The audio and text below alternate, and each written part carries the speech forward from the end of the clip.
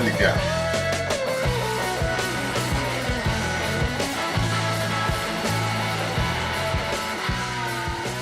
Hello, everybody, and welcome to Turn 1. I'm Sean Fitz, getting ready to go racing under the lights at Richmond here, Richmond Raceway, for another edition of the Cook Slansky Group Cup Series, brought to you by Sim 500. I'm Sean Fitz alongside Kevin England. It's going to be a great call tonight here. Kevin and I were just talking during the pre-race. It is going to be tire management night to the moon. Everybody's going to have to hang on to them as best they possibly can for over 140 laps here tonight at Richmond. Kevin, it's going to be a fun time. Cody Harris is going to start on the pole. Mark Jorgensen was quick pretty much through every segment we've seen so far tonight. It looks like it's going to be a great show at this famed short track. Yeah, I love the fact that you said tire management, because tire management means fall off, and we're going to see drivers come and go on long runs.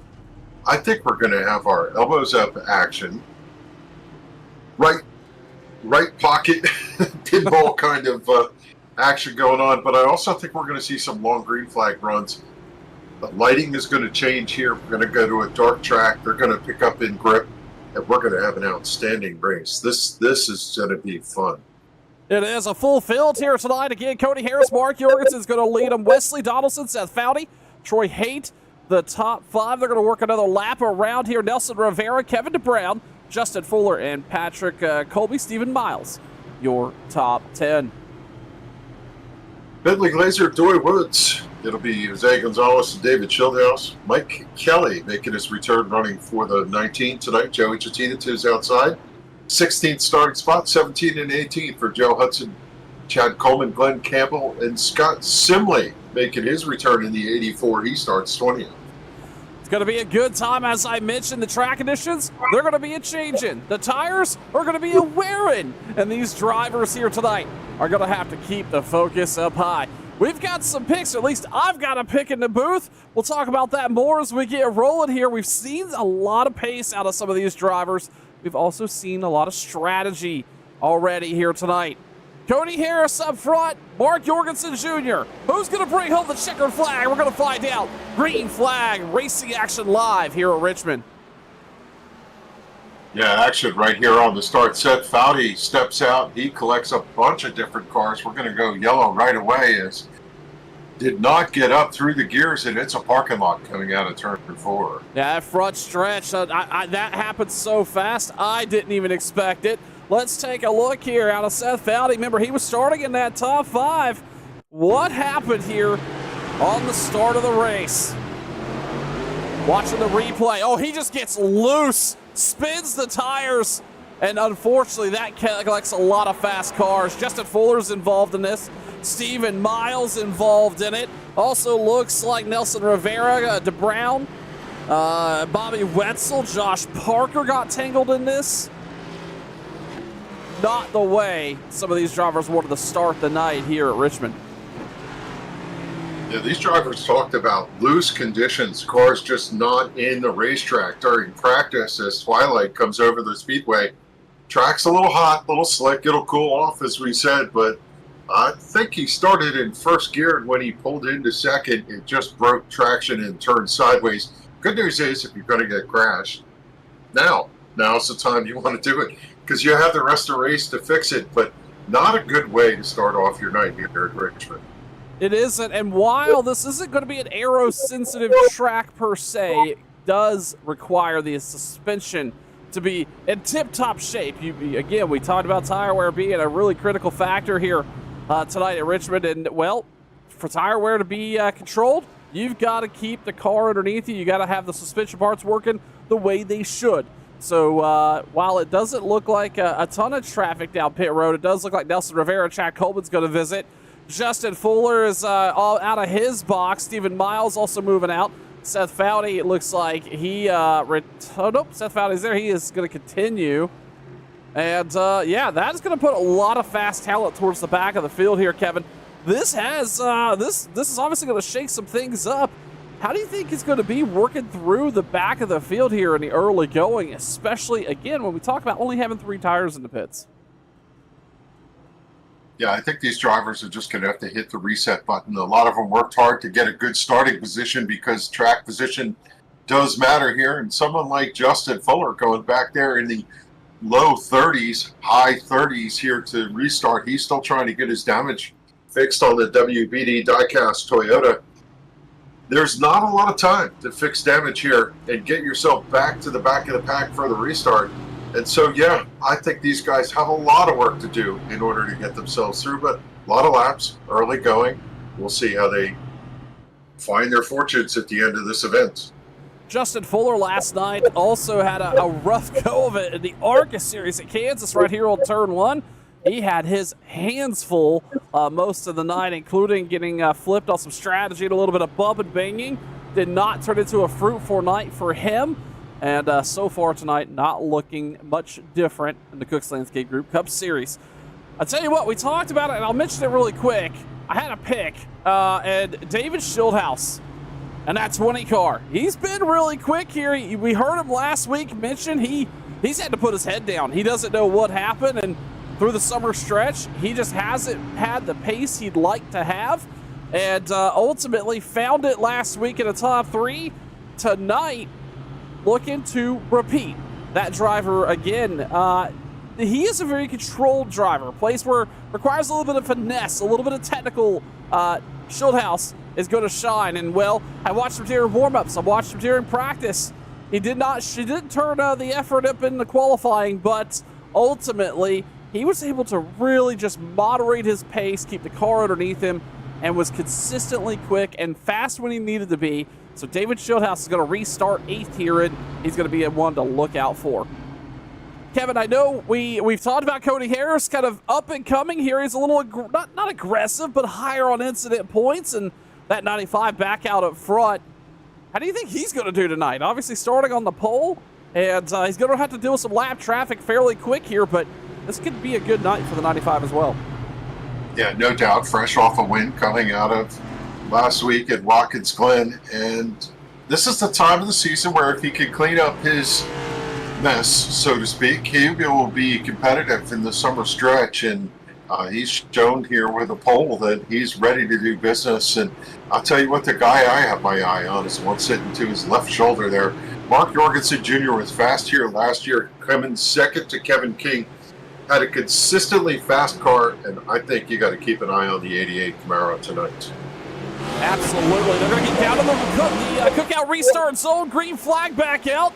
That is basically serving as the start of the race. These drivers getting up to speed for the first time. And speaking of the 88 of Mark Jorgensen Jr. challenging Harris, who looked like he may have made a little bit of wall contact there.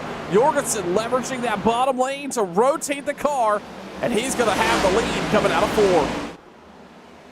A lot of drivers talked about that top line being the preferred line, but Jorgensen made it work for him. He carved really well through turns 1 and 2 off to the back straightaway. Clear leader by at least 1 car length as the battle is back there for the 6th position. Jose Gonzalez to the outside of Mike Kelly in the number 19, running for Tyler Dalton. Kelly able to clear the position as Jose Gonzalez, his car steps out. Coming out of 4, Schildhouse gets by, and so does E.J. O'Rourke. E.J. O'Rourke slides up to that 8th place spot. Jose Gonzalez is going to slide back one. Most of the top 10 single filed up, and we see Brian Macklin here. He is going to have Charles Woods on his inside on quarter entry.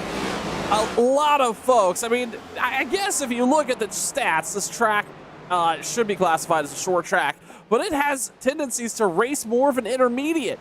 But these drivers here tonight are still turning sub-22-second lap times up here to lead. Jorgensen continues to hang on to that top spot, but not by much. He's not broken out too much here, closing in on 3/10 over Cody Harris. But I tell you what, Kevin, that gap between Cody Harris and Wesley Donaldson, this just shows you the disparity in speed in some of these drivers. Donaldson's now sitting already 6/10 back from Cody Harris.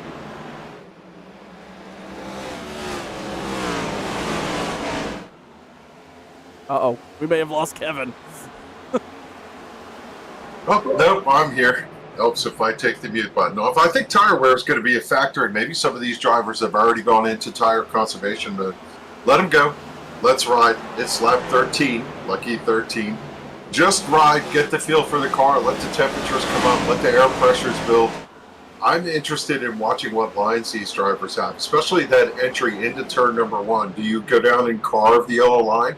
Do you run through the middle? Do you try and straighten the drive off to the back straightaway? That is how you save the right front tire, is however you back up the corner or charge the corner has a lot to do with your tire wear, and I'm going to be interested in seeing how these drivers navigate the track tonight. Side-by-side battle right here. This is Shieldhouse. Again, Kelly in that 19 for Tyler Dalton. Patrick Colby's going to get in the mix here before he knows it with those two running him down. And Kevin, you spoke to it right here. These two are running side by side. The 19 and that more medium line, Shieldhouse right to the bottom. And ultimately, I wonder if you're somebody like Shieldhouse who's kind of stuck on that bottom groove, is it more impactful? Are you burning more tires here? Racing somebody side by side, does it make more sense to fall in line? It's going to be really interesting to tell what this looks like in 30 laps and who has a little bit of the tire advantage, maybe who has a little bit more good left on those good years. Yeah, I've run this track a couple times this week, and I know that you can run the bottom and not kill the car. You just have to really back up the corner and roll the center and then pick up the throttle. And the good news is there's a lot of grip down on the bottom. As we saw, he was just able to squirt underneath Mike Kelly and make the pass.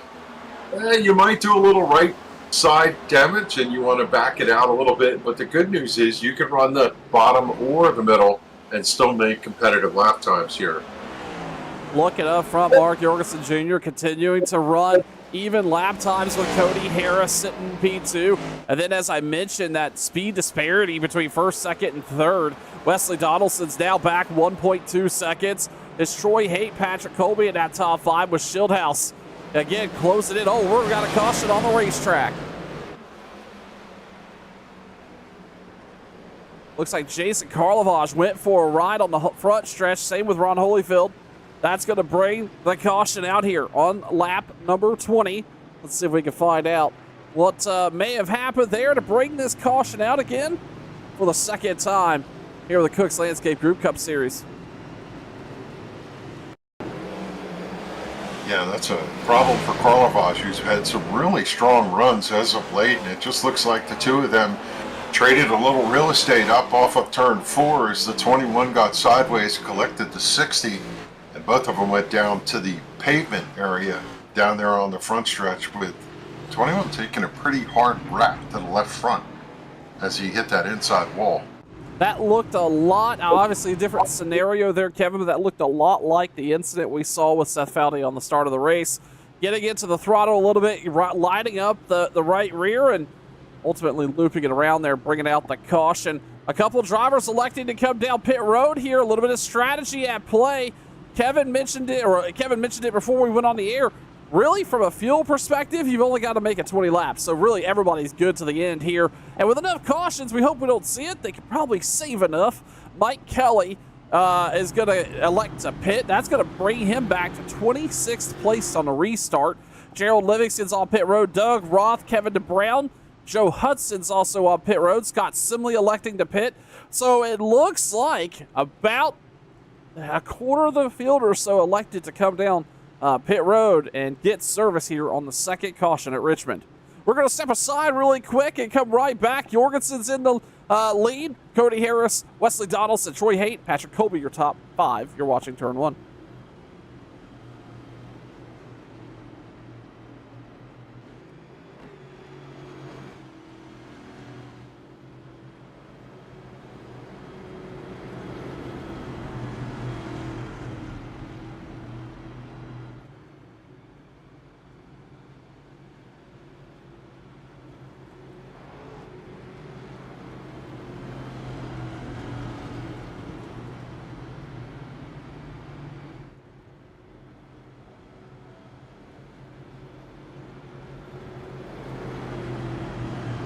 Pace cars rounding out a 4 here as they get ready to go back green flag racing in just a lap or two. And it sounds like Kevin England's got a bit of a scoop over there. Kevin, what's going on? Yeah, problem with the 75, I saw the Stoney Benfield car spin off of turn 2, wrap the inside wall, and as soon as he came around, that incident occurred. And he's going to be one happy to see the caution go in and get damaged for the faster passer. Yeah, that's 75 hitting down pit road again. A bunch of drivers actually coming down. Stoney having to nose it into the pit stall there. But I tell you what, this is a good opportunity for everybody to reset from that lap one. If your drivers that were involved in that had a significant amount of damage, now's a good time to take advantage of the time on pit road. A driver like Josh Parker, he was one of those involved. He's going to restart 19th. Justin Fuller, not a great start to his night. He also got caught up in that incident. He's going to restart 16th right now. That car looks relatively clean. All going to be about the damage to the suspension of these really sensitive next-gen cars. We saw that right front and left front, those toe links. You've even heard it in real life, in real life, but on TV every week you hear how sensitive those can be, and we'll have to pay close attention to that. I tell you what, one driver that benefited, Kevin, from that first caution and he's maintained since then is EJ O'Rourke. That driver's up 14 spots, currently running 7th. Knows how to get around the high side of any racetrack, and if he's got an open lane, he can make hay up there, and he's tucked in behind Schildhouses. I'll tell you what, this first 20 laps that we saw before this caution, there was 4 wide action up off of turn 4 at one point. There were cars beating and banging off of each other. Out in the back of the pack, it's almost like a physical brawl. These guys are really going at it, trying to get track position. Track position will matter most because at some point everybody's tires are going to basically even out. Again, only 3 sets in the pits, and we're not even 30 laps into a 160-lap race here tonight. The sun's going down, the lights are coming up. The track conditions are going to change for these drivers as well. And as Kevin mentioned just a little while ago, the come-and-goers, all right, well, it's going to start picking up here now, especially with the top 2025 not coming down pit road. The pace car is going to make the left-hand turn there. Jorgensen and Harris are going to get a rolling. Great start by Mark Jorgensen Jr. there as they're going to look 3 wide a little further back. They think better of it off into 1. Jorgensen got a shot out of a cannon start as the 41 of EJ O'Rourke able to slide underneath the 20, and now he's working on the 46 of Troy Haight. He's to the quarter panel of the 28 of Colby, so good restart for that number 41 car. Is out in the back, we start to see a little noise from George in the 6 car. He's coming to the front as these drivers starting to move, getting a little more comfortable with the racetrack. I would imagine as things cool down, Sean, they can get a little braver with their charges into the corner as we see action all throughout the field. We do, especially back here with Josh Parker. He's got David Comstock right there off the bumper. Justin Fuller's following nose to tail. Parker through the corner, coming down the backstretch again. This back here is battling for 15th or so place as Parker takes it high there, and Fuller's going to fill in that gap off of 4. Off turn 4 is where we've seen a lot of these drivers slip up and make some mistakes. But right now, everybody's staying free and clear down in that top 15 group. While we look back up front, Jorgensen continues to lead over Cody Harris. And then that gap back to Wesley Donaldson. But look out, here comes David Schildhouse. He has worked himself up to 4th. Yeah, right now, Jorgensen out in clean air. He is being able to pick and choose the line he wants. As I saw Cody Harris bang the right side off the wall. Has to be careful that he doesn't break the toe link for that, but that'll be a pretty common occurrence as you see a puff of smoke. And up here up front, these drivers look like smooth, fast, in the lane, just turning laps here as we're working lap 31. This is about the time you get the groove. As we see another car, what is it, the 6 of Thomas George, scrape the wall coming up off of turn 2. They use every inch of the racetrack here, Sean, as much as they can. Throttle off speed is going to be something a lot of these drivers focus off, or throttle on speed off the corner is going to be something they focus on all night tonight, especially out of 2. It's going to be a very common place. That wall comes up abruptly, and you're trying to not put a whole lot of wheel in the car while also getting on the throttle and picking up the RPM. So it's going to be a factor here for a lot of these drivers tonight. While up front, they've got these kind of calmed down and running smooth, it's the complete opposite out back. That's Chad Coleman, Kevin Stowe, Bentley Glazer's back here, Glenn Campbell, Randy Yoakum, Kevin DeBrown, Mike Kelly, he pit. All these drivers back here side by side, battling for different lanes on the track and really not going a whole lot of anywhere other than just around each other, nowhere to go, and everybody's just trying to roll forward here as we continue to work lap 34 off of turn 2. Yeah, just looking at the lap times, these drivers out in the back running somewhere in the 22-second bracket, and that's what you would expect to see at this racetrack from a timing standpoint. Making hay is 21 and change, and if you look at our leader, he's got the best lap of the night, 21.443, and his last lap, a 22.025, so he just broke out of the 21s up front, but out in the back of the scrum, they're running mid-22s, and they're even running 2 and 3 wide back there. One of the challenges you have at this racetrack, Sean, is you might have such a good car, but they're stacked right in front of you. There's no place to go. There's just no racetrack to execute to make a pass. It is 2 and 3 wide, but ideally the fast way around here is to swing out wide on entry, go down and carve the bottom of the corner, and roll up off onto the straightaway to carry the speed. But when you're running side by side with cars to your outside, cars in front of you running 2 wide, you just can't use the racetrack the way you want to. Yeah, that's a great point as we see, that gets a little squirrely back here. That's Charles Williams, Josh Barker, Eric Arnold. They all were jockeying around. Somebody got checked up and had everybody else in a weird position. They get it straightened up.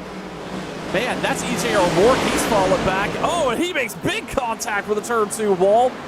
It looks like he may have burnt up that right front a little bit, really slow on that outside line. Everybody tried to avoid making contact with him. They all get it figured out, though. And Kevin, you're absolutely right. You have nowhere to go, and you don't want to hustle the tires too hard. It's very early still. You don't want to come down. You want to save, but also, it's just as inconvenient and inconsistent to not be able to run your own line, and that's going to cause tire wear in its own right. So a lot of factors here playing out for these drivers, where a lot of the racing happening from 10th on back. Looking up front here, though, Joey Gentina, or a little bit 4-4. Joey Gentina having an impressive night so far. He is up to 10th. Troy Hates running 9th. Justin Fuller. Kevin, I don't know if you saw that, but Fuller with a decent recovery all the way back up to 8th. Yeah, Fuller's been the car on the charge. He's been not afraid of sticking the nose down in there and getting the good drive off. That 51 is a contender for sure. You know, to come by lap 41 back into the top 10 after the troubles we saw on lap 1, that's a pretty monumental run for him, and I expect him about halfway to be there in the top 5. Yeah, I absolutely agree. He's back to where he qualified. They had some pretty good pace during practice, but obviously the track conditions so drastically different. That didn't turn into quite the qualifying effort the 51 wanted, but right now, riding around an 8th, right on the back bumper of Jose Gonzalez. We'll also talk, just recap, that 6 car. He's up 16 spots on the night. I didn't know what to expect here out of Thomas George, but right now, sitting 16 spots up, currently running 6th, hanging on to that 6th place here. A lot of 6s. 16 places up in 6th spot in the 6th car. Thomas George having a decent night here at Richmond. Yeah, right now the top group has kind of settled out. They've got a little space on the racetrack. They're just turning laps, trying to get good lap time, see if they can close in. Out back, they're still running pace lap runs. They're doing 145 going into turn 1, and I'll tell you, you carry so much speed down in there. It's like trying to make a pass on the New Jersey Turnpike or the Garden State Parkway. These guys, they're running as tight as you can, looking for every opportunity, because you want to be on the back bumper. If somebody slips, you can slide underneath and gain a position. It's hard to move forward here. It is, but we see Logan Koger. He's actually escaped the madness behind him. It's O'Rourke, Josh Parker side by side. Those two can't escape each other. This is Kevin DeBrown, Eric Arnold, Chad Coleman, He's looking out the windshield at this going, what do we need to do? As Koger misses corner entry, Parker's going to look to the inside. Yeah, Parker goes down underneath. He's going to roll side by side. They're still door to door up off the corner as Parker is going to nose ahead coming to the start finish line. Hoping he can clear him in turn one, but the 5 car hanging tough to the outside, and the driver looking for opportunity right behind them, the 93 of Kevin DeBrown. He's going to follow the 81 through the hole if he can get down underneath, try and leverage that bottom line. In fact, he's going to go for more. He's down underneath Parker, and he's going for that position himself. Yeah, Kevin DeBrown able to capitalize on the bottom there. Again, this all started because Logan Koger missed the entry into 1 and had to slow way up. They're thinking 3 wide back here. It's Jack Coleman on the bottom, and they think better of it. It doesn't quite work out so well as now Logan Koger's finally going to settle back down into the bottom groove where he's been running. Oh, we got a car going around. That's EJ O'Rourke. He hops the pavement down there, grabs a gear, and drives on out of it. He's going to go, and then because he was down off the racetrack, no caution, the 41 units Toyota grabbed the gear, comes out of turn number 2. He's going to lose quite a bit of track position, but he's going to soldier ahead and keep racing. Off of turn 4 there again. We've talked about that corner being a little treacherous tonight. A little too fast on corner exit. Have maybe a little too quick to the throttle. Get that right rear spun up, especially as we continue to progress here tonight in laps. The tires starting to lose the grip they once had. Trying to capitalize on a little bit of track position and ultimately put yourself in a position that you're going to lose way more than you would have gained by maybe jumping on the throttle a little early. But the benefactors there are going to be Eric Alderwood again. Josh Parker's pulled away. He's up to 13th. The Browns sitting in 12th. Brian Macklin in 11th. And Troy Haight up in the top 10 here in that 10th place spot as we work lap 52. If you're a Brian Wertman fan, you're hoping for somebody to throw some roll bar padding out for a debris caution. He's currently the only car 1 lap down, looking for the lucky dog in that number 74, running in that 37th position. Seth Foudy, who cost that first caution, had to get some work done, and he's down a little bit here as we're starting to click off the laps here. We're already past the lap 51. Yeah, already passed halfway quickly, or already past lap 60, or 50 rather, closing in on halfway. And again, some of these drivers towards the rear are driving like it's the first 5 laps. Meanwhile, Mark Jorgensen Jr., he's just out on a Sunday cruise out front. His lap times have not changed a whole lot. His best lap of the night at 21:44. He's added about a second to that at 22:65 last time by, but that's pretty consistent with the entire top 10. He actually was the fastest last time by in the top 10. And then there we look, and we take a look at this. Cody Harris now starting to challenge or starting to close in on the bumper a little bit, but it's David Schildhouse. That was the one of the fastest drivers here on the top 10 last time by, sitting in 3rd. Hasn't gained it. Well, he gained a little bit of time. Closed that gap up to 7/10 over Cody Harris. And I tell you what, Kevin, if these two start battling for the lead, right? Catching somebody is one thing, passing them is another, especially at such a complex track like this here at Richmond. But David Schildhouse, I think, is just lying in wait for those two to start going at it. Yeah, I'll tell you what, Cody Harris, 4 wins on the season, looking to make it number 5. A lot of noise has been made about how good Justin Fuller's been this year, but you cannot discount that run that 95 has put together. Yes, he had his problems in the springtime, but lately he's cleaned it up, and look how competitive he's been right here, running in the 2nd position. One thing I'm noting as you see these cars roll through, especially turn 3 and 4, how much brake you use getting down in the corner. A lot of drivers set the brake bias 45.5, 44.5. That helps the car turn, and they are leaning on the brakes as they go through. And you see the rotors glowing red here as they go down through the corner. You can get a glimpse of that left front on the 88. You use a lot of brake at this racetrack. It helps the car turn in and get slowed down so you could pick up the throttle and run up off the center. Cody Harris making contact with that turn 2 exit wall there last time by, and Jorgensen was able to actually pull away by 2/10. And that is actually going to equalize out David Shieldhouse as well. He is going to close that gap to Harris within 5/10, at least when I was saying that. But Harris again picking up that pace. He's been really quick over the last couple weeks and certainly putting some speed together, and it will be a factor tonight here before it's all said and done. These drivers, we were talking about lap cars here just a moment ago. Well, guess what? Some of that lap traffic is going to come into fruition here. We talk about that first car a lap down. That's Brian Wortman. He's rolling out of 2. Our leaders are rolling into 1. So give it another 5-10 laps, Kevin, and these leaders and the rest of the field, for that matter, are going to have some traffic to contend with.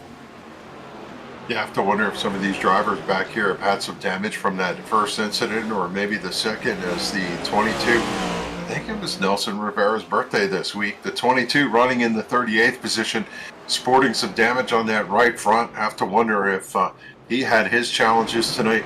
We got to go back to 4th and 5th position. Look who's running 5th right now. We talked about whether he would make it to the top 5 by this point. Justin Fuller. In that Cook's Landscape number 51, look at where he's sitting. And he's still carrying a lot of speed, trying to close down on another driver, having a quietly solid night. He's been doing this lately. He's currently in 4th. Wesley Donaldson in the number 91. Looks like he's on a rail tonight, too. I can't imagine the number of passes the driver of the 51 has had to make so far here tonight. He started 8th.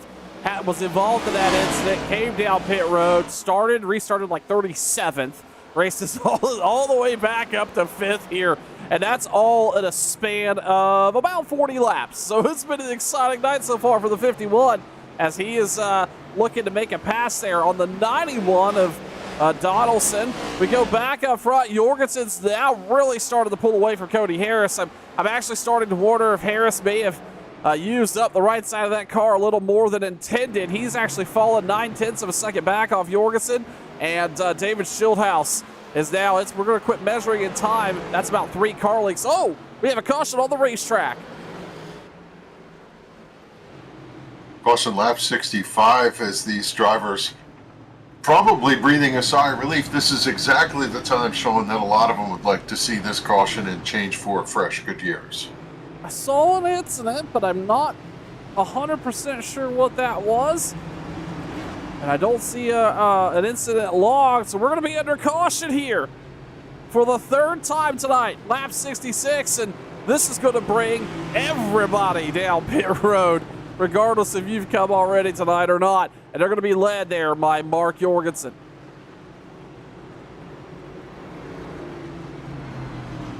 Hitting pit road, no issues with pit entry here. Everybody's going to slow it, get into their box. Kevin, how important is it going to be to have a flawless pit road here, especially, again, knowing how hard it's been here to pass so far tonight?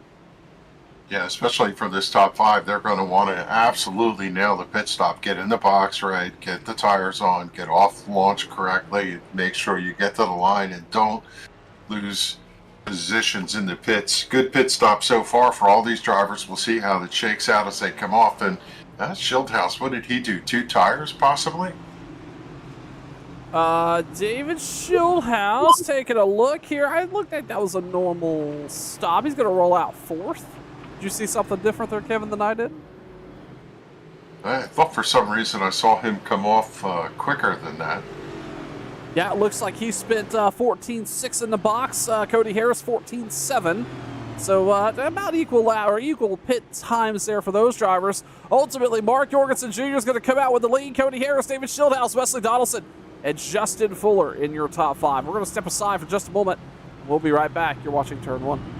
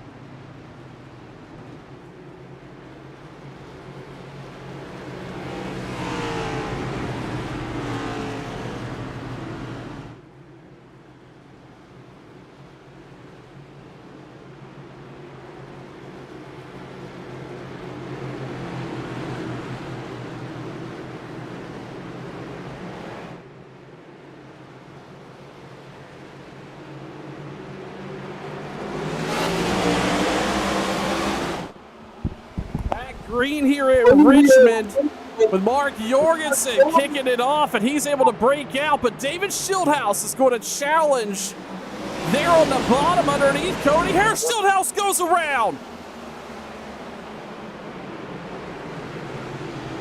How about that? I was about to say, that was not in the bingo cards for me. A rare mistake out of the 20 car. David Schildhouse spins off of 2.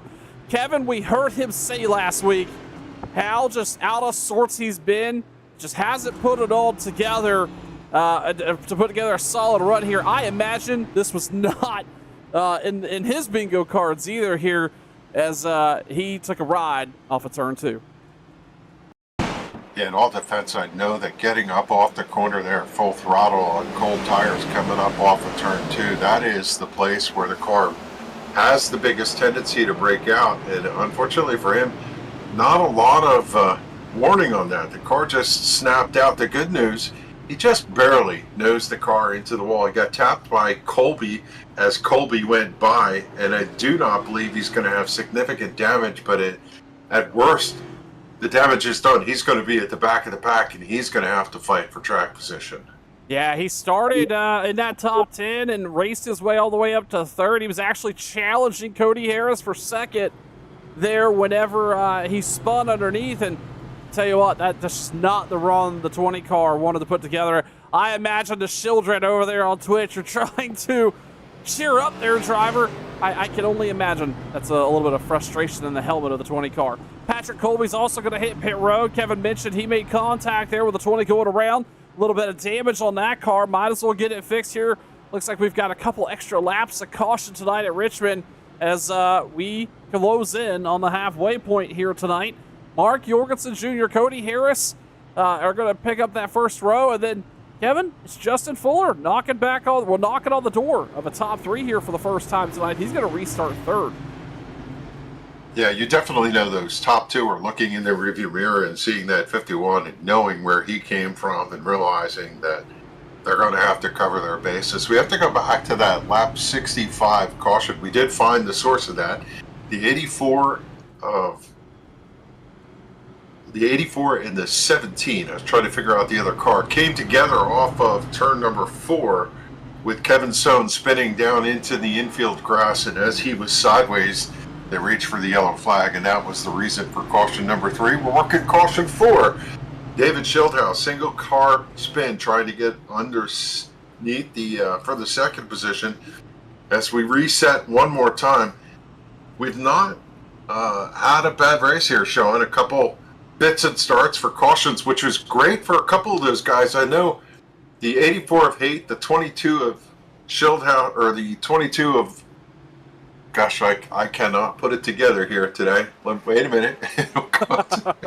Good old Nelson Rivera in the 22. Nelson Rivera, thank you. Wow, it's been a long day, tired day. They were able to do a wave round in the context of that last caution, so this is perfect for them as the 22 drops in. He's now back in that lead lap, I'm guessing, and now he's going to be able to have fresh tires like everybody else, and that should give him a chance to try and get himself a decent finish here tonight at Richmond.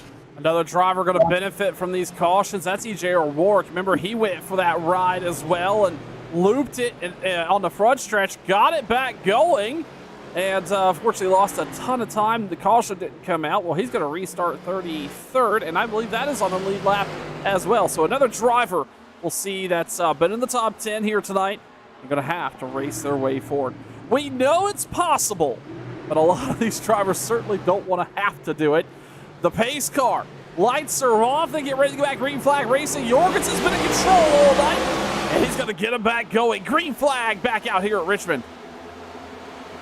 Yeah, for Rivera, I should clean that up. He's still 2 laps down, but I believe he got a lap back as I see trouble over here on the front straightaway. We've got the 74 sitting sideways nosed against the front wall.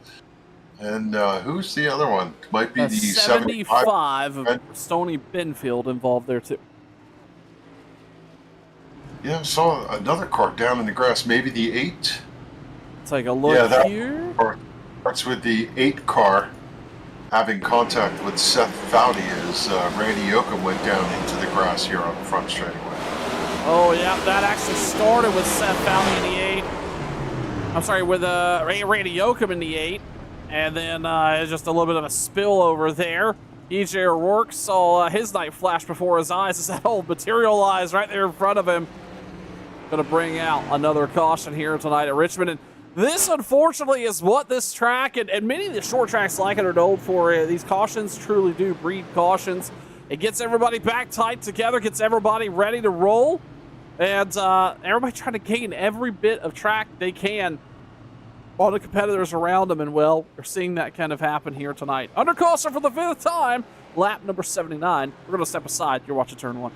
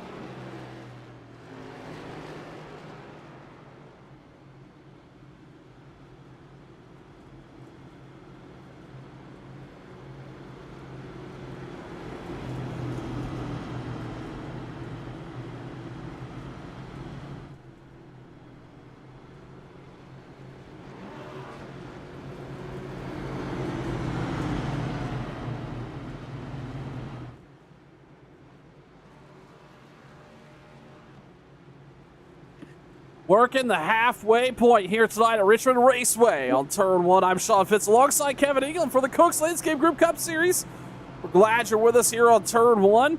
We're going to see a restart here in about a lap or so. And Kevin, this is going to get a little sporty because we've seen that outside line, especially on these restarts, not necessarily be the place to be. We saw the 95 actually lose the lead around lap 5 or so. By trying that outside line, did not work out, and he's not found himself up there since. And we're going to have a new driver on the outside of row 1. That's going to be Justin Fuller. Yeah, Justin Fuller took advantage of the oldest trick in the book, is just watch the leader for the restart. My nephew got penalized last week at Lincoln Speedway. He was running 6 and watched the leader. When the leader took off, he went. Everybody else follows the car in front of them. But if you watch the leader, you see a lot of people get good advantage. Well, on that restart, the 88 took off, and the 51 was almost tied like a rope to the back bumper, was able to nose ahead of the 95, and then the yellow came out. Next thing you know, Justin Fuller running in second. If I'm Cody Harris, I'm watching the back bumper of that 88. As soon as he smashes the gas, I'm going to go with him and try and reciprocate. Yeah, this could be the restart of the night for Cody Harris right here, especially if we see a long green flag run. This could determine what he could do for the rest of the night. They could go the whole way on fuel. They'll want tires in 10 laps, but we'll see if that's what happens next. Pace cars down pit road. Jorgensen, Fuller, get rolling. Green flag back out here at Richmond, and Jorgensen didn't quite break away as much as I would like to see there. Fuller chasing him down on the high line, and not the restart that I think Harris would have liked to have seen either. I'm going to show my age and say I remember the bump back from the disco era. And that's what that restart was. It was a bump to a bump to a bump to a bump all the way back to about the 10th position. Everybody banged bumpers, and eventually they all got out of it. But what a crazy restart.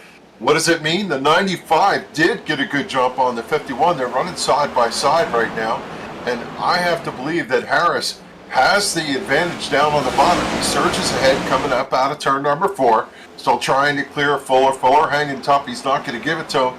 Now he's going to ease back, tuck in under line, and we're going to go back under yellow again one more time. It's almost as if Justin Fuller saw that caution coming. Looking around, it looks like that's Kevin Stone in the front stretch grass again, the driver of that 17 going for another ride here. Also looks like Josh Parker may have been involved in this one. Let's see if we can take a look at the replay and find out what exactly may have happened. Oh, actually, that was the 9 catching the 17 up, and then Josh Parker had nowhere to go, and that's going to be a frustrating night for the 81 as well. Saw a lot of speed out of that 81 car, but that was a hard hit to the front end, and we believe he's going to have a significant damage. And well, Stone, he can't buy a break tonight. He was just wrong place, wrong time again in the Ingersoll ran number 17, and unfortunately, he's going to go back to the attention of his crew. As unusual for Bobby Wetzel to lose the whip there, but he stepped out, and the Sim 500 number 9 went for quite a ride. He did. Bobby Wetzel a couple laps down here, and it looks like he's actually called it a night. Meanwhile, Troy Hayden, EJ O'Rourke are going to be down pit road. Kevin Stoll, Doug Roth all in their box. Under caution here once again. Again, though, as I mentioned, this is almost as if Justin Fuller saw all that coming.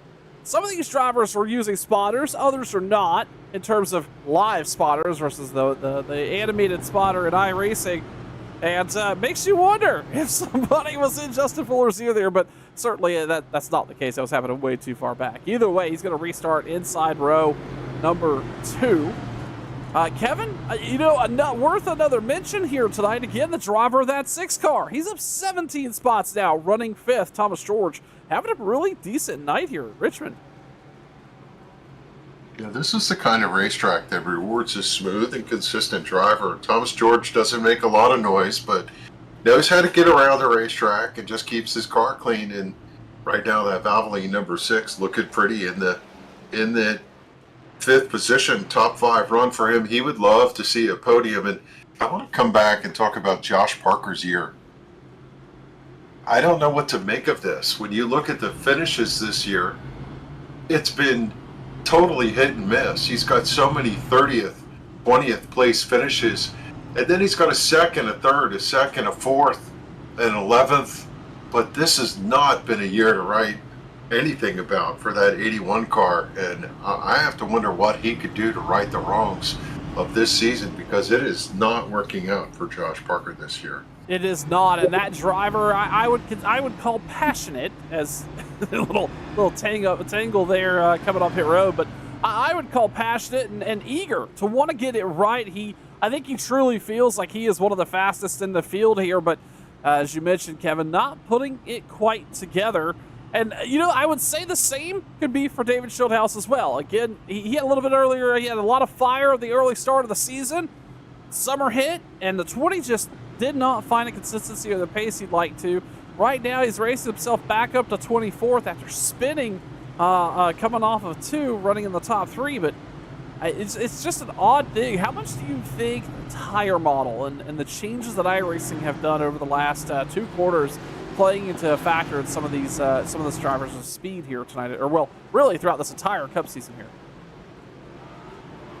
I think a lot of it has to do with just track position. Getting mired back there in traffic, it is so difficult to pass when 2 cars are running side by side in front of you. It's not like you can go up to the 3rd lane and EJ O'Rourke them around the outside. It's a really difficult thing. You have to fight one by one. Typically what happens with these cautions, it switches up the field, and you end up not going in at one point, picking up a lot of track position, and then hopefully the brakes go your way. And well, we'll see. I don't think you've heard the end of Schildhouse yet, as the pace car turns left, turns the field over to, again, Mark Jorgensen, who has the Cody Harris 95 outside. Good restart for both of them, but so far that 88 has been flawless on these restarts. He has been gaining that spot there around lap 5, lap 6. Oh, big wall contact there for Harrison. It also looked like Donaldson followed him through and made similar contact, but Harris going to muscle his way around. He's going to lead a lap here on that outside line. Maybe a little bit of outside speed coming to fruition here all of a sudden. Those two continue to battle as they work off of 2. Oh, another caution out.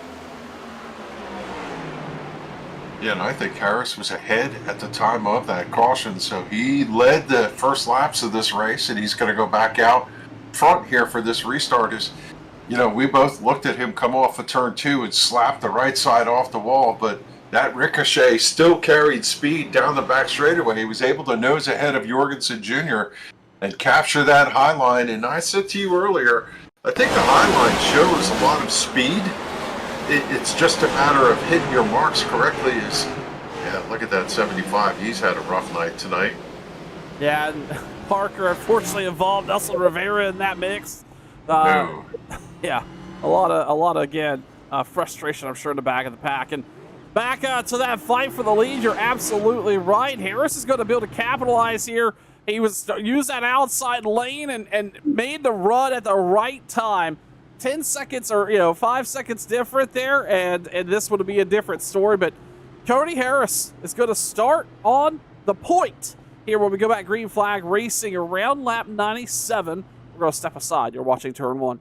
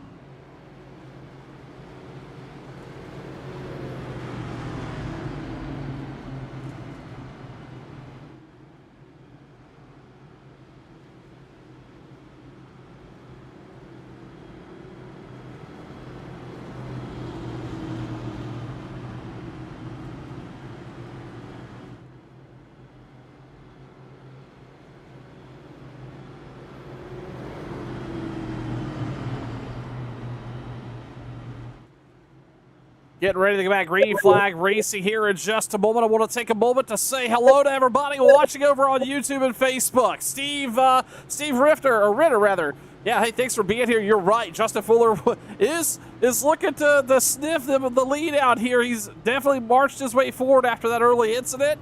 And then Jordan Novak giving us some mad compliments about how good the broadcast is. Well, Jordan, we're just glad you're here with us tonight on Facebook. If you are watching tonight, you haven't liked the stream already, please do so. That support is great either on Facebook or YouTube. We'd love to interact and say hello, so don't be a stranger in chat. Who are you picking to win here tonight? Is it anybody on that top 10, top 20, or is it going to be somebody that's going to have to race their way back forward? Well, they're running out of time to do it, but still could get it done. Kevin, this is about, we talked about 2 restarts ago, it needs to be Cody Harris's restart of the night, and he was able to capitalize on that. He got out front when it mattered most here, was there when the caution came out. He's going to start on the point. Yes, 41 just streaks underneath them, going off to try and make sure he stays on that lead lap. Harris knows he's got a tough competitor in the 88. He's been chasing him all night. Again, race starts, you have to be flawless. I'm curious as to whether they think they should go in the front of the box, the back of the box. I always wondered what the restart dynamics are. As lights are out on the pace car, working lap 97. Once you get to 100, it's going to be gloves off. As if it hasn't been that way. We're in the restart zone, and as soon as he hits the line, Cody Harris kicks it, and he got a good restart that time. He did. He's going to shut the door, roll it off into 1 and 2. Mark Jorgensen is going to be on that high line here. He's going to have to fall in. He makes a little bit of contact with that turn 2 exit wall. He's going to try to drive in up underneath Harris. Not quite giving up just yet. Meanwhile, Fuller's right there through the tire tracks, but we got to fight for the lead coming across the stripe. Good run down to the yellow line. Got to make sure you don't catch the apron. He's right tight off the bottom. He gets good drive off. He's the nose ahead. Here comes Harris to the outside. He's not done yet. As they are door to door through 3 and 4. Here comes Jorgensen from the bottom. Mark Jorgensen challenging pretty strongly here for this lead as we work lap 100 side by side. He's led a lot of laps here tonight. and trying to lead some more. Him and Cody Harris have been the star of the show, and so far not disappointing in that reputation. The side-by-side battle continuing here for lap after lap for the lead. Nobody showing signs of giving up, and both of them running their prospective line of the night. We saw Harris running that line pretty much most of the evening, and he's not giving up on it. Meanwhile, Mark Jorgensen Jr. right down on that yellow line, work all the way through the corner there. What immense talent being able to race for the lead side by side here at Richmond out of the Sim 500 group. Side by side for the lead here, lap after lap. Good drive off out of turn 2 for Cody Harris. He just needs to be careful not slapping it against the wall. For the 88 of Jorgensen Jr., this is his strong suit. Pushes up a little on the entry of turn 3. But what a drive off turn 4. They touch coming up off the corner. Jorgensen has a good run. Here comes Cody Harris up high. He's able to open the corner, turn down here through the center, and he gets a great run off, but he scraped a little speed off. This time he's got the run off turn 2. He noses ahead as they head to 3 and 4. That just shows you how important it is to hit your marks each and every lap. Just like last week at Watkins Glen, you had to be consistent. Well, you got to do the same here at Richmond as well. And it's really hard to do when you've got a driver on your outside, the spotter's yelling in your ear the whole time, and you're just trying to hang on. It looks like, though, Harris is going to pull up about half a car length on the backstretch, but Jorgensen driving it right back in there, back that corner up 3 and 4 a little bit as they go side by side back into one. Kevin, what a fight for the lead here, and we're, closing in on 50 to go. This is what we signed up for that time out of turn 2. Great run off the bottom. Jorgensen had a good launch off the corner, and then the 50-95 took traction.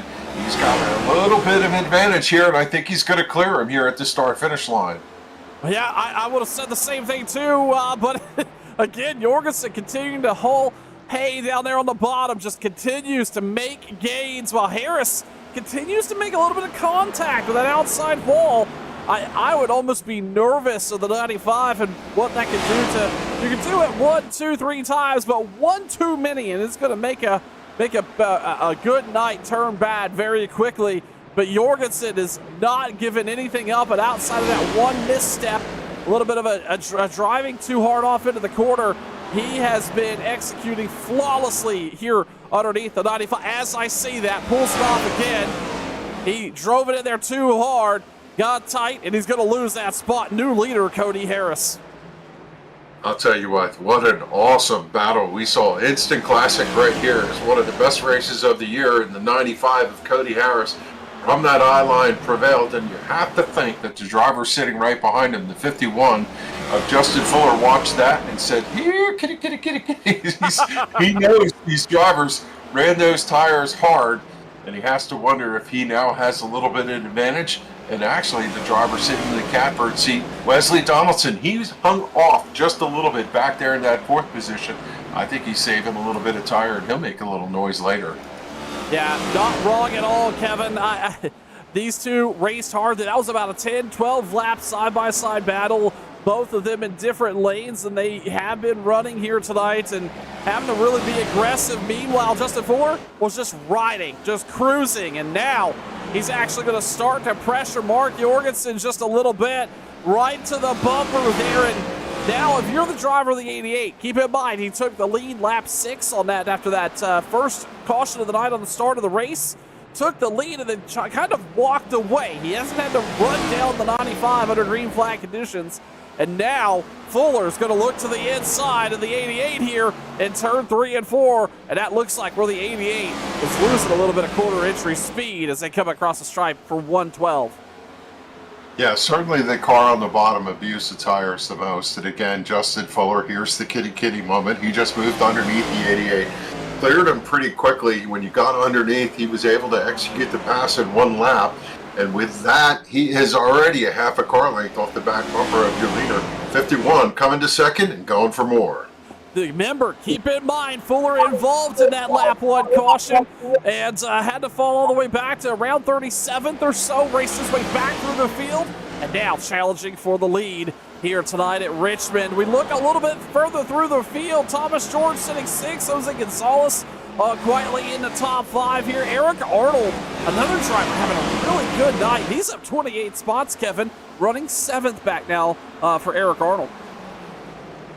Yeah, an outstanding run for the number 31 as he's got the 93 of Kevin DeBrown following him through. We would expect Kevin to run well here at this type of racetrack. Robert Fryery III hanging tough in the back half of the top 10. And I have to say, good recovery for Mike Kelly, subbing for Tyler Dalton here tonight. The 19 is running in 10th, and he's been coming forward every time there's been a restart. He's been able to get a couple positions. Yeah, another driver that's recovered pretty well after that lap 1 caution, Stephen Miles. He's worked his way all the way back up to 14th. I think a little bit of damage on that 24. That is Mr. Consistency. You heard me talk to him last night on the Sunday Night Surge series. And Steven, and we're going to have a caution out, but I was going to say Steven is on a big string of top 3s. And right now, looking to continue to capitalize on that. Meanwhile, Troy Haight has got it spun down here in the grass to bring the caution out on lap 117. Kevin, I think this could shake some things up here. I know new tires would be the fastest call, but if you're somebody, say like Wesley Donaldson, Jose Gonzalez, a couple of these others, do you think there may be somebody that stays out here? Keep in mind, they still got a set in the pits. I think these drivers know that this is not the end of that yellow flag coming out to be shown here tonight, and especially for the 88, it's a reset. He didn't slip back very far. He's going to have fresh tires. We know he's fast enough to lead, and it's going to be feeding time at the zoo as the entire field is going to come down for 4 tires and fuel. I'd be surprised. I know these cars don't run that well. I tried it. 2 tires right side. It just does not turn as well as you want. I'd be surprised to see anybody taking 2. Joey Jatina stayed out, but I don't think that was deliberate. We'll see how that materializes. The right side's going on for Cody Harris. Everybody, Justin Fuller. He may have heard you. Only a 9-second stop in his box.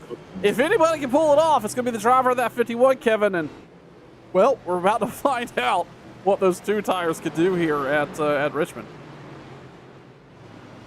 Yeah, he's either going to be supremely brilliant or he's going to regret that as everybody else took 4 behind him. And I don't know, psychologically, do you feel like you've got an advantage? Maybe you want the car to rotate better and you feel better that way? I don't know, but it was right side tires and fuel only for the 51. He certainly got enough fuel to go the finish, so we're going to have to see how this plays out for the Cook's Landscape number 51. This is going to get fun. Yeah, I think that mental game, I'm willing to bet Justin Fuller right now. Obviously, he's committed to that, but I just don't know if that was a gamble he needed to make, Kevin. He was riding around in the top 3. He could have easily walked away here with a top 5 finish and battled for potentially the lead, depending on how things shook out, and ultimately tried to take the gamble here. I just don't know if this makes sense with the 51. And it also looks like Joey Jatina in that 14 car, he's going to also try to make those old tires work. So I'm curious to see how these 2 do in front of the likes of Cody Harris, Mark Jorgensen. Jason Karlovaj is going to restart 5th. Jose Gonzalez, Wesley Donaldson, Thomas George, and David Shieldhouse. He also may have only taken 2. He's going to restart 9th. Kevin DeBrown, 10th. We're going to step aside for just a moment because I got a feeling we're both going to have to catch our breath here. It's about to turn up here under the lights at Richmond. We're going to step aside. You're watching Turn 1.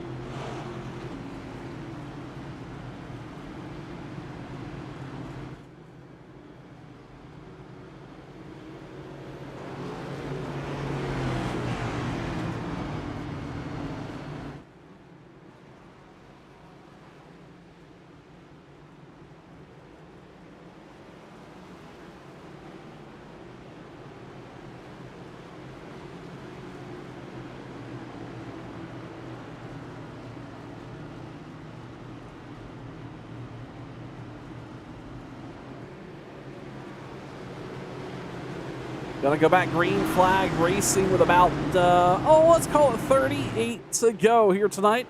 under the lights at Richmond Raceway. Joey Chatina gonna restart on the outside. He's gonna be the control car. The 51 of Justin Fuller is gonna start back on the inside. Then it's Mark Jorgensen, Cody Harris, Jason Karlovac in your top 5. Pace car down pit road. This is going to be the fight of the night right here. It's going to materialize. Green flag back out. Jorgensen gets a great run on the outside line. 5, 4, feel good. I'm just sitting here watching this 14 car. I would have thought he would have festered quite a bit from the outside lane, his yellow flag out, but he held his own. He's got 30 lap old tires compared to everybody else, still sitting there in the top 5. Well, we wondered whether 2 tires would work. We did. You're right. We wondered that if that would, well, it worked for a lap or so. Let's take a look and find out what brought this caution out here. This was back a little bit further. Oh, Logan Koger gets loose off a 2, then he tags the 53.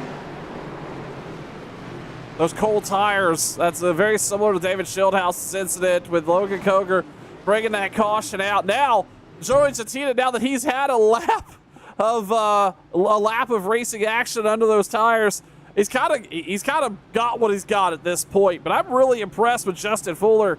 He was able to drive off underneath here and not only race for that spot, but pull away. But now that is going to put the 95 of Cody Harris right on his bumper for the restart, Kevin. Yeah, I think, as they ride around here, the tires are cooled off. The right side tires have plenty of grip. He was able to jump out front. It's going to be the long run where he's going to have to watch the mirror. But the good news for him is if he can continue to maintain pace and stay out front, he will keep track position. And the 14's a bit of a buffer for him if the 14 gets in the way with those 30 lap wet tires. Although I would love to see the boss man come up here, go the door and just drive around them. They'll tear the grandstands down if Joey Chatina can win this thing with 30 lap old tires. That would be amazing. It certainly would. If they see a longer green flag run, I could see that 14 settling for a decent top 10. But again, a gamble that I just don't know is needed here. But we're going to find out. Justin Fuller, though, on those 2 tires, he's going to restart in the control car. Cody Harris, Mark Jorgensen's going to be 4th. Jose Gonzalez having a decent night here. We've talked recently about the struggles of Mr. Gonzalez and maybe putting together a solid top 5. And, well, he's sitting right now in 5th. Jason Karlovac up 19 spots, sitting 6th.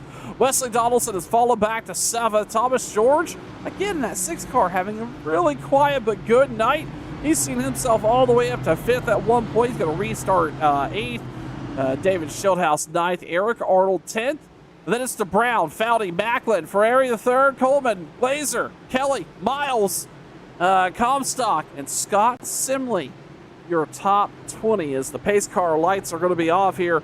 And we're going to get ready to go back. Green flag racing. These laps starting to chew away. And I can't help but feel, Kevin, that the 51 wouldn't mind another caution or 2 before it's all said and done. Yeah, certainly it's easy to keep the lead when the yellow flag is out, and maybe he does feel like we're going to see a bunch of yellows. Got to come back to Gonzalez. Feast or famine for him. He's got a triple season stat of 4th place finishes, his best this year, but everything else has been top 10 or outside the top 10. And in it, and he just finds problems. So if he can have clean races, Jose certainly has the speed. And I love his helmet, I have to say. It matches the Eddie Van Halen red guitar with the white stripes going back and forth. I have to wonder if that was on purpose as he ducks underneath. They're 3 wide with Karlovac there as Gonzalez hoping he could clear, but couldn't make the pass as yellow back on the speedway. Yeah, another caution here. It looks like, I'm not 100% sure. It looks like Glenn Campbell, Kevin Stoll involved. Take another look here. Looks like coming into 3. Maybe Joe Hudson? No, it looks like the 44 Campbell just spun there sideways on his own. Had it recovered, but then made contact with a 17, I show. Poor Kevin Stone. He's like got a target on him tonight. That was the Him and Stony Benfield, as you said it best earlier, they couldn't buy a break if they had $1 million. Justin Fuller, though, again, going to capitalize on this caution or take advantage of the caution. He's, again, got those two tires, Kevin, those right sides, able to keep those lefts cooled down under this caution here. We saw Jorgensen right before the caution came out had started to break away and run down. But again, mentioning Joey Zatina, he's only fallen back to fourth. He held off Cody Harris for a lap or two there. Yeah, Joey's hanging tough, and the cautions are helping him too. As I have to wonder if maybe he's trying to save a set of tires. The incident I saw over turn 2 is when the yellow came out. I guess the 19 of Mike Kelly checked up, and he got tagged by the 49 of Joe Hudson.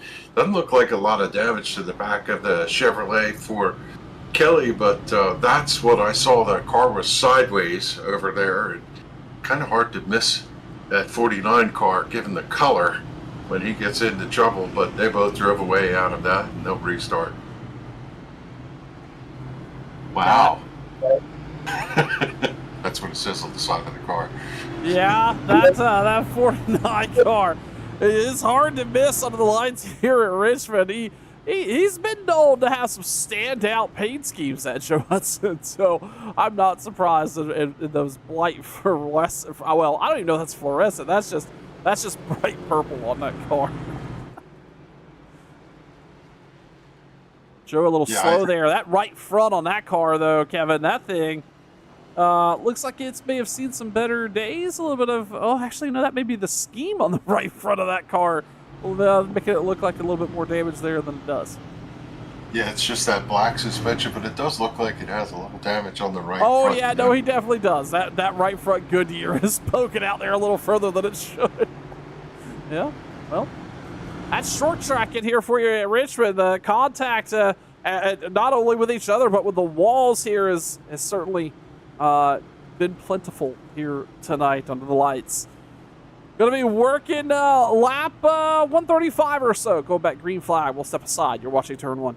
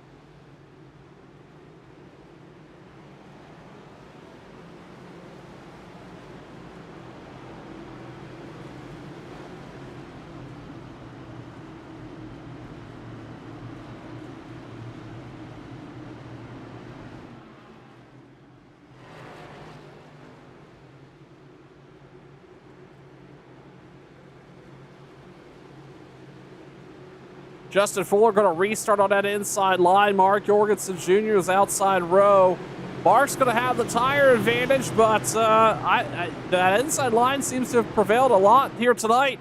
Meanwhile, the 95 of Harris is sitting back a little bit. He's got Joey Chatino on the outside of him. They're going to get a rolling green flag back out here at Richmond, and Fuller breaks away and shuts the door in that spot. Harris gets tight. Harris off and sideways into the corner. Oh, this is going to be a mess. His cars are sideways and all over the place on the back straightaway. Schildhouse around, the 6 around. I saw Karlovaj get tagged, and it is going to be a melee off of turn 2. This should be the big one here at Richmond Raceway. Yeah, another caution out here, all starting. That was the 88 getting tangled up there with the 95. Let's take a look, and unfortunately, a bunch of fast drivers that had recovered a decent night involved. Off of 2. Maybe a little bit of neck code there with the 60 and the 95, actually. That all started, though, because the 95 got into the 88. And it just became a parking lot back there for a couple of guys. The Thomas George, man, that's a rough go of it there. The same with the 20 of Schildhouse. Both of those drivers quietly tried to make their way back up into the top 5. And that's going to be another caution in the books here. I cannot, I can't imagine that damage is going to play too well for that 95 car. He's been battling pretty hard all night tonight, Kevin. He's going to have to restart here on the 5th place spot. I don't think he's going to come down pit road. This is really shaking up this top 5, top 10 run. It all started with that last pit stop where they came down and it changed up some strategy for some of these drivers. Yeah, I think it was a textbook move for the 88 as the 51 got the jump. And I'm going to go back to that restart. When you're the car on the outside, you're looking out the left side door at the car next to you, trying to figure out when it's going to go. But you want to make sure that you don't have the nose of your car ahead of them. So typically the bottom car has the better opportunity of getting that launch. If I'm the 88 and I see the 51 go, and I know I'm not going to be able to stay alongside of him, then job number 2 is to get down and cover that low line. Don't let anybody else get down underneath you. As he squeezed down coming across this restart, the 95 got pinched down and lost the car, and I think the danger for Harris is he hit that left front against the wall. But what a move he made through that backstretch. He weaved left, weaved right. He looked like a boxer trying to avoid a punch, and he drove right through that mess, and he's going to soldier on. That is a good hands move for Cody Harris. Cody Harris showing he's got the talent to be here racing with some of the fastest drivers on the network right here on turn 1. And the Sim 500 gang under the caution here again for the 11th time. We're going to go back live racing with about 20 to go. Again, Justin Fuller going to capitalize on that 2-tire strategy so far. Joey Jettina is going to restart 3rd. Jose Gonzalez, Wesley Donaldson. Gonzalez rather than Harris, then Donaldson 6th. It's going to be interesting to see because obviously, Kevin, you mentioned when they get that 40 to go, really 60 to go, but really, you know, the laps continue to wind down here. The patience is going to run out. All the given is done, and they know now if they see even a smidge of a green flag run here, these laps are going to click off really quick. Yeah, and also I have to note on that, just one more thing about that. Seth Foudy, he went from hero to zero, unfortunately, on the backstretch. He went low and from the 12th position drove underneath everybody and unfortunately caught that bump down there on the apron and it turned the car sideways across the racetrack. He was sitting perfect for that incident, and unfortunately for him made massive contact, and now he's going to restart back there outside the top 20. As we get set for restart, I think we're going to see more of the same. 140 laps, and it is time to go. Pace car off. You're going to turn the field over to Fuller. Same situation as before. Let's see what the 88 of Jorgensen has. We're back to green at Richmond. Fuller alongside Jorgensen, and it looks like that Stephen Miles back there is going to make it 3 wide off into the corner. He is going to try to jump a couple spots here. He's going to get it done. Meanwhile, Fuller out front of Jorgensen, but it's getting sporty back here. Jettina's having to move backwards. Harris is trying to hold on Gonzalez. Miles goes around. He is falling through the field.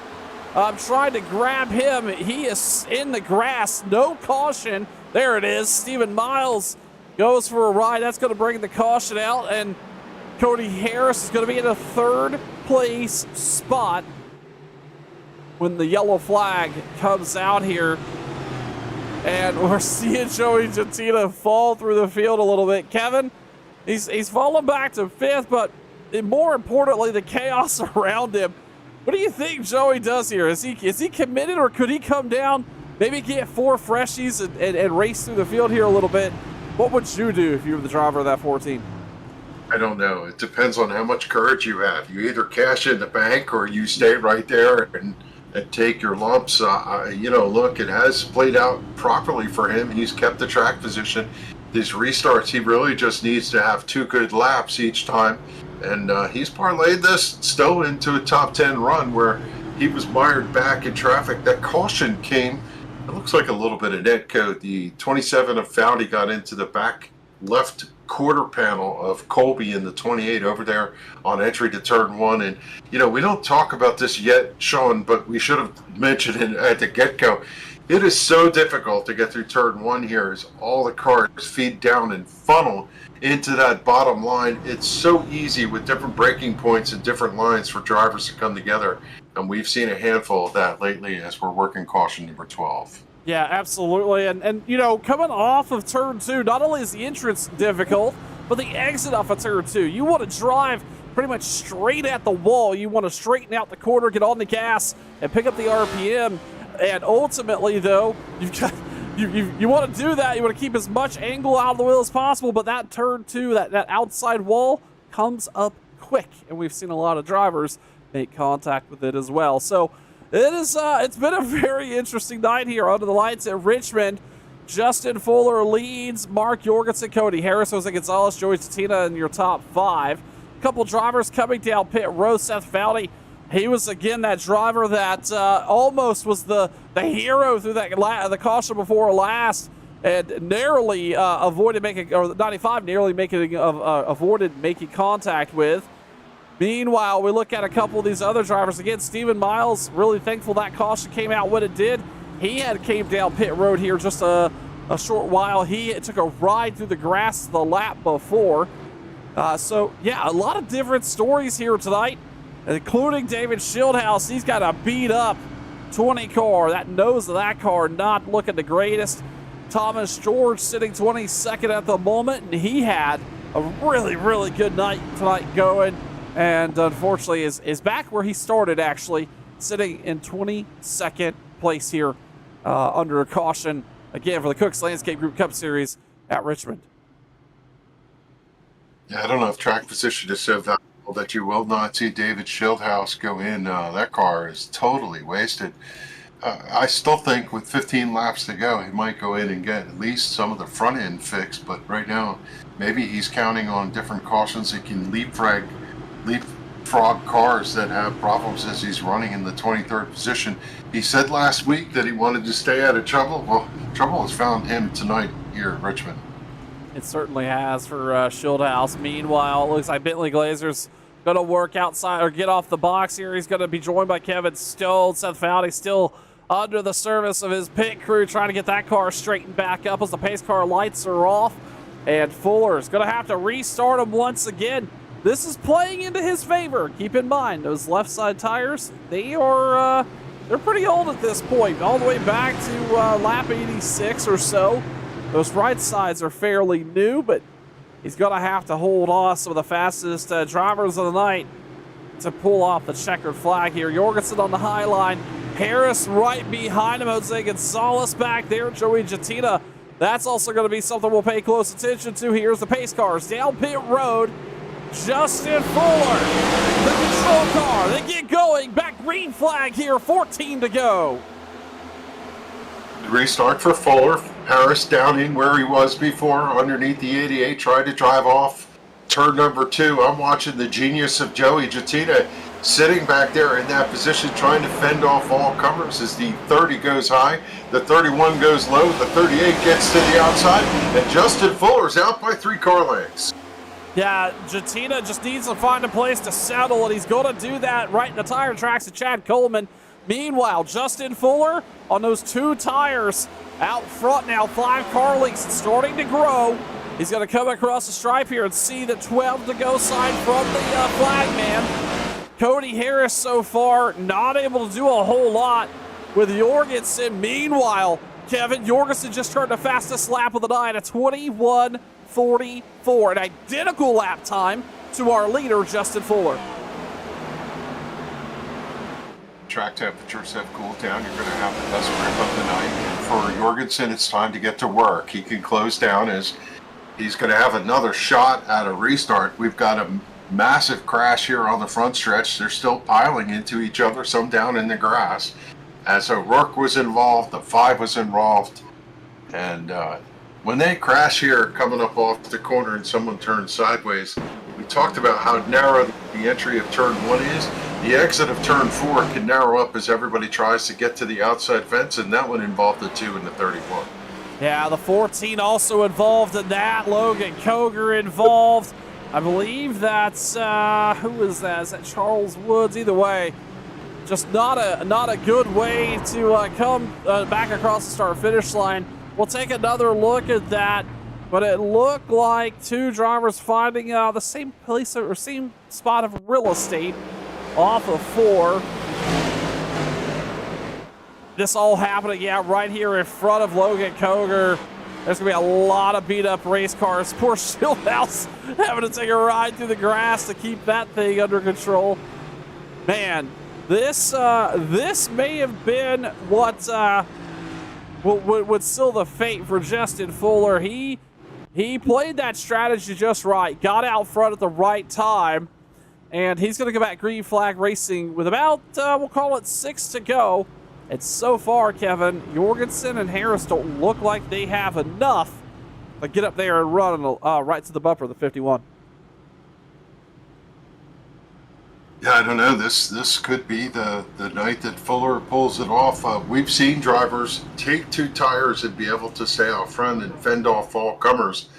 I would have thought with the speed that the 88 has, that he would be able to make something of this, but certainly that inside restart and having the ability to call when to stomp on the throttle has paid to the advantage of the 51. And, well, let's just say that it's Justin Fuller. He's won how many races this season, and leads the points. He's not there by accident, and, you know, he's making it happen. He wants to get another victory in the win column. He certainly does. Meanwhile, we look back through the field. Brian Macklin, he's up 27 spots on the night, currently running 6th. He's taking advantage of some of those faster cars being a little further back in the field. Chad Coleman's also up here running 7th. Jason Karlovage. Joey Gittino was able to arrest that descent through the field, at least temporarily, and just going to hang it in just inside the top 10, running nice. Scott Simley rounding out that top 10 group. Mike Kelly, Nelson Rivera. 100 laps ago, I would not have thought Nelson Rivera, Kevin, would be back up and anywhere near the top 15. But look at him. They're on the lead lap running 12th. Yeah, a good recovery for that 22. Let's not wish any ill will on him. And I thought that Mike Kelly would have made a little more noise here. And right in front of him, Scott Simley. I thought, we were talking about the Talking Giants car, normally piloted by Anthony Calantoni. I forgot that Scott Simley was the substitute. Great to see Scott back here. We've seen him run many seasons with Sim 500, had stepped away for quite some time, and I love to see some of these guys who race with us year after year after year come back in, and who knows, maybe next week we'll see him sign in with his own ride as Simley knocking on a top 10 for Mr. Calantoni. The Talking Giants driver has got to be happy with that performance. He certainly does, and I was wrong about the lap count, Kevin. We're going to be at green flag racing with 5 to go. It's Fuller up front, Jorgensen, Harris, Gonzalez, and Wesley Donaldson, it looks like, in the top 5. I did not expect this many cautions, and I also didn't expect so many ups and downs up front. We have seen side-by-side battles for the lead all night. We've seen tire strategy work into favor so far. Are we going to see this come to an end here in regulation? We're about to find out. Pace car comes down pit road. If we pretty much see any caution here between here and the checker flag, we're going to overtime. Justin Fuller gets him rolling. Mark Jorgensen on the outside. Fuller moves up, tries to shut the door there. They're looking 3 wide back. That is, who was that? That was Donaldson and Macklin mixing it up back there for 5th. 95 if Cody Harris spun the tires just a little bit. This time the 88 got a better run. He's right on the back bumper of Justin Fuller. Looking for any opening. Fuller gets sideways. Here comes Jorgensen to the bottom. He's to the quarter panel, to the door. He's there, down on the bottom. Can he get the run off and take advantage of those 4 tires? He was ahead at the yellow. I'm not sure if he's going to be leading this, but a great run and charge for Mark Jorgensen Jr. may have put him out front for the finish. It very well could have. I, too, Kevin, think he was out front. That was Charles Woods bringing this caution out. And as I mentioned, any caution here is going to bring us into NASCAR overtime. We'll talk about what that means and also talk about this lead change here. This is going to put the 88 up front. on what could be the final restart of the night. We're going to step aside and bring you back for NASCAR overtime right here on Turn 1.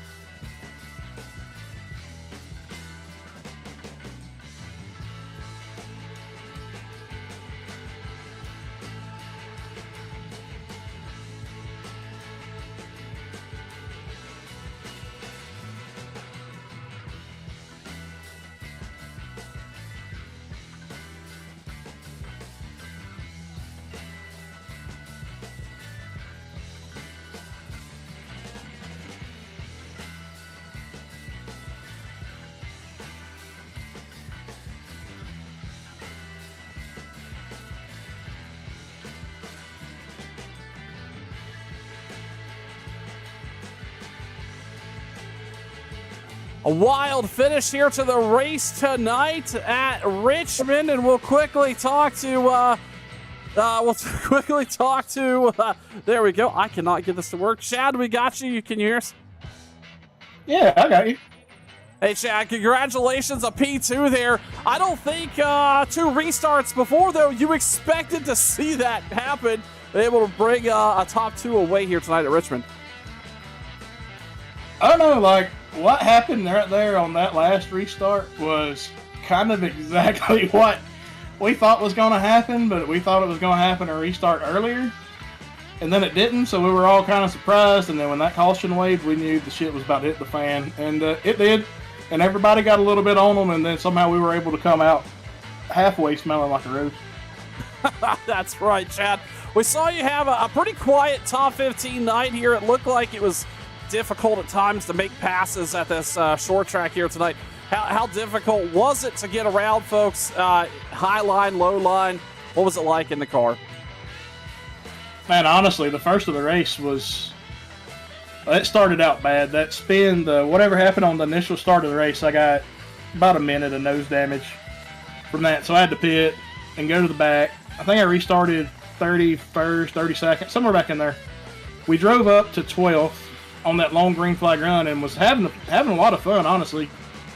Coming through the pack with it was like me, Josh, and I believe Kevin. We were in there behind Fuller, and Fuller was kind of making holes, and we were following through there, and we all I think he ended up getting back to like 6th or 8th right there before that next caution come out, and we were back half of the top 15, and then, man, I don't know who brought that second caution out, but it really sent the race into a spiral.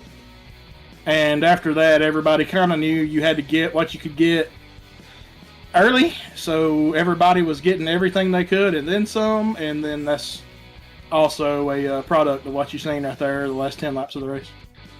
2 nights, 2 different cars, and 2 top 3s for Chad Coleman. Chad, congratulations, and hey, we need to talk like this more often. I agree. Normally, I would have been in one of those big wrecks, but we dodged them for the most part. I mean, we got a bunch of damage. We probably got 2 or 3 minutes of damage on the nose, but I mean, here, it don't kill it. It wasn't good. It didn't turn great right there at the end, but it turned good enough to hold on for what we had. Had fun. That's good to hear. Chad Coleman, finish a P2 tonight here at Richmond. Chad, thanks for the time. Thanks, man. And with that, I'll turn it over to Kevin, who's going to talk to, I believe he's going to talk to Cody Harris, our race winner here. He's going to talk to Wesley Donaldson and talk about that 3rd place run. Yeah, actually, I was able to catch up to Wesley Donaldson. Wesley, let's go through those last couple laps. You guys played a little bumper car entering turn number 1, and then it was on from there. Take us through your final 2 laps. Yeah, I got there down into 1, and I knew it was going to be kind of chaotic, especially with a few of the guys that were up front. So once Fuller cut to the bottom there, and there was 3 guys in front of me, and we were all entering down low, I kind of figured it was going to be a little rough. I was hoping that there would just be enough contact that I'd probably sneak through on the bottom, but it didn't quite work out that way.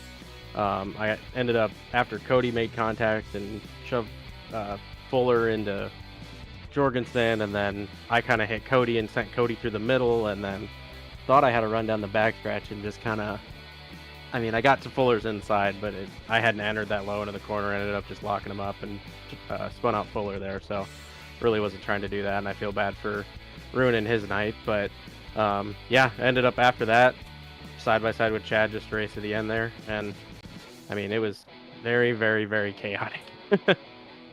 Up until that point, it looked like a relatively good race for you. You hung around in the top 5 most of the night, just kind of paced yourself on that long green flag run. Looked like you had the speed. What else did you need to get the win tonight? I felt like on a short run I was pretty quick and could keep up with those guys. I was trying to save, but even with that, I just don't think I was quite as good on the long run as probably the first 3-4 guys there. So I was probably, depending on attrition and everything, I was probably a 3rd to 5th place car. It was going to take some late race restarts or some strategy or something to kind of put me in a spot to be able to get the win, and came pretty close, but I'll take a top 3 any day. Sitting in the top 5 in points as we head into Daytona next week, comes from pretty much consistency, top 10s at least half the races, a good year for you. What do you want to do in the final stretch as we head to championship season? Really just keeping the consistency. It feels like, I mean, especially compared to like the last few years, it's just I've been a lot more consistent this season. I don't feel like I've had quite the chances to win, so if I can find that little bit of extra speed at some of these places and take advantage when I am one of the fastest guys at a track, then hopefully put myself in a spot to get a couple, like a win or two here and there. And as long as I stay consistent like I am, I feel like I'm going to have a pretty good shot through the playoffs. Yeah, certainly over the last couple of years, the tides have been different. The lower finishes have outnumbered the top finishes this year. Top 10s, top 5s, all the way through. It looks like you've turned the story around. And again, here tonight, congratulations for a third place finish. Anything you want to say? Shout out to your fans. Yeah, just want to say thanks to everybody here at Sim 500 that puts all this stuff on every week, all the admins that put in. There's a bunch of work that goes on behind the scenes, and to really keep this this trainer rolling. So I appreciate everybody, Joey, all the sponsors, so Cook's Landscaping Group, Goat Racing Diecast, WBD Diecast, which is my custom diecast company. Shout out to you guys for doing the broadcast. Love going back and watching it every week. Once again, sorry to Fuller for wrecking you there at the end, but look forward to next week at Daytona. Yeah, elbows up. I'm sure he'll understand, although he's not one to take a punch very well. We'll see how that conversation goes for you. As you looked out your left side window, did you see who was in fourth there? Scott Simley slipped underneath and almost got Anthony Calantoni a top three. I know Anthony will appreciate that because he's had a bit of a rough year, so he needed the point there. So it was nice to see him finish up front. There you go. Wesley Donaldson, your third place finisher here tonight, and job well done as ran consistently all night long and got a good finish out of it in the end. Outstanding race. Thanks, Wesley, for talking to us. And now we're going to turn to Cody Harris, who won tonight's event. Cody, it was an interesting turn one after that restart, and then the seas parted. But I want to take you back through that other incident where trouble occurred, where you got into the inside fence and then somehow drove through the mess and kept yourself in contention, and here you are with the win. Yeah, that was really wild. I thought once I lost control of the race, once Justin took two tires, and I don't, things weren't going. It's just the runs were so short, you can't get anything going to move around or get any tire wear, and we're all running the same speed. Yeah, the first instant, I have to go back and look at it, but I was going to make a move on the inside of the 88 and drove it in there, probably a little bit deep, but he pinched down a little bit, and I just didn't want to clean him out, so then I got loose, saved it, and I don't know what happened all around me. I suppose people were reacting to my car sliding or something.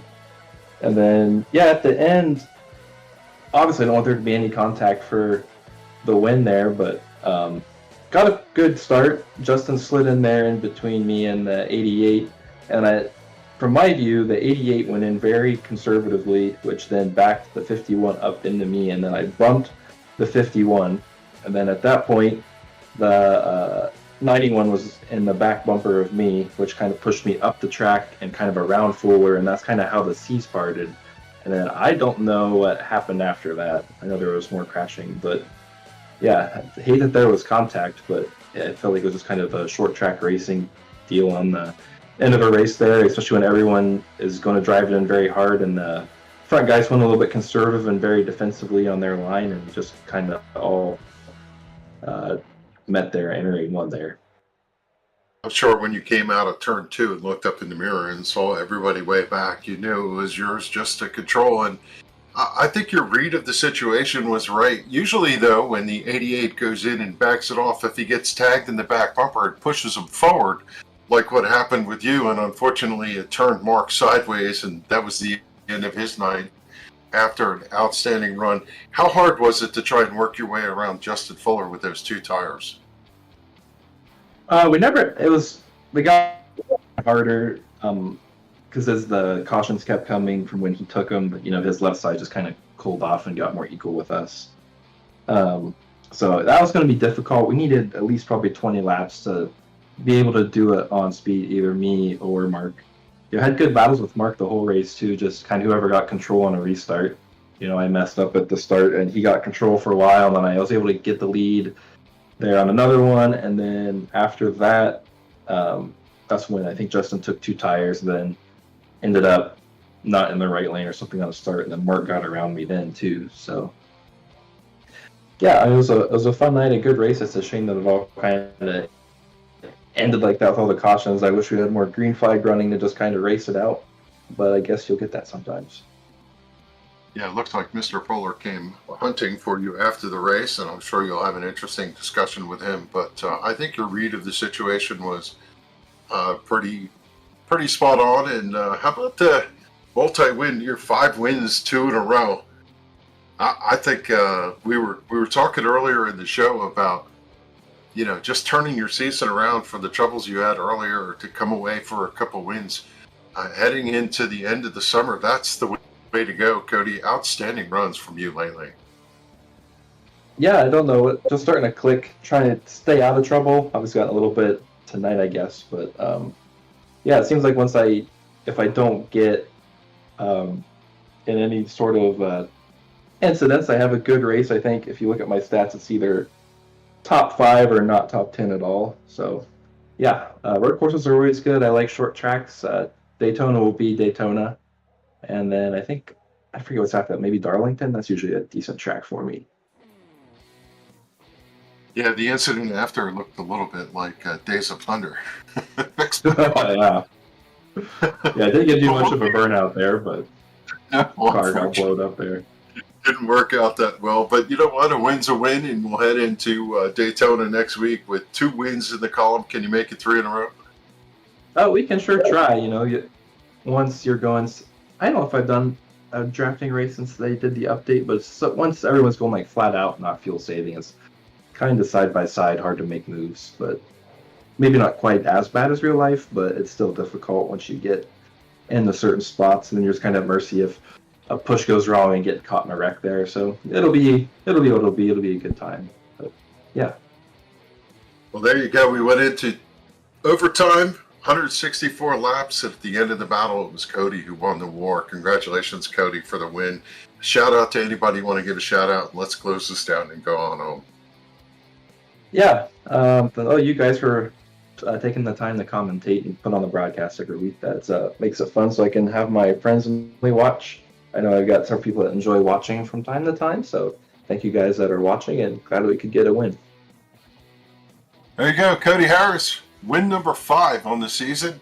An outstanding run we saw tonight at Richmond Raceway. Never out of want for entertainment, and I'll turn it back over to Sean to bring us home. But Sean, I was fully entertained all day long. Yeah, I certainly was. It was a great night of racing action here under the lights in Richmond, Kevin. And I tell you what, we knew this was going to be exciting. It was either going to be 2 cautions and long green flag runs, tire conservation was going to matter, or it was going to come down to a lot of action, a lot of twists and turns on track, and we certainly got the latter. As we shift gears, head on over to Daytona next week, Kevin, that is going to be almost the stark opposite of what we saw here tonight. We're going to see a lot of 2 and 3 wide racing, 190, 195 miles an hour at one of the famed racetracks in NASCAR. And I call super speedway races the great equalizer. It's going to be one of those that anybody could win. I suspect we may see a first-time winner or somebody that's been knocking on the door actually be able to get it done there at Daytona on the beach. A win for Cody Harris, and heartbreak for Justin Fuller, looking to see if he can become a 6-time winner here tonight. Ends up with a 23rd finish. He'll be out for vengeance next week at Daytona, and you need to tune in because it's going to be an amazing race, just like it was tonight. It certainly will be. On behalf of the league admins, I'm Sean Fitz. That's Kevin England. We're going to see you again here next week for more racing action right here on Turn 1. Have a great night, and have a great week, everybody. Goodbye.